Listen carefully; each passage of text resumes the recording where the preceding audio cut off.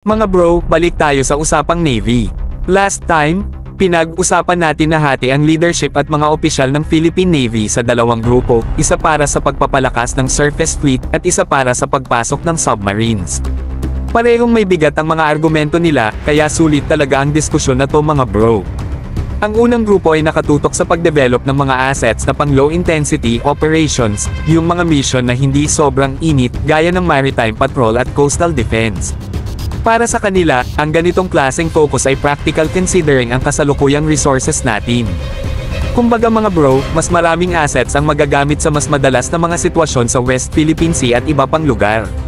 Pero ito naman ang sinasabi ng kabilang grupo mga bro. Gusto nila ng mga war-capable assets, missile-armed ships and boats na may sapat na firepower para ipaglaban ang ating teritoryo laban sa mga conventional threats tulad ng warships, submarines, at mga fighter jets. Para sa kanila, dapat tapatan ang threats ng mas advanced na technology at mas mabigat na armas. Alam nyo na mga bro, offensive is the best defense.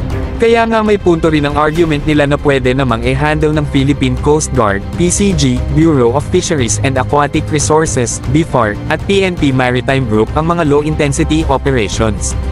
Lalo na't may PCG modernization program na ongoing at naglalayo na magdagdag ng mas maraming patrol vessels at boats kaysa sa mismong Navy.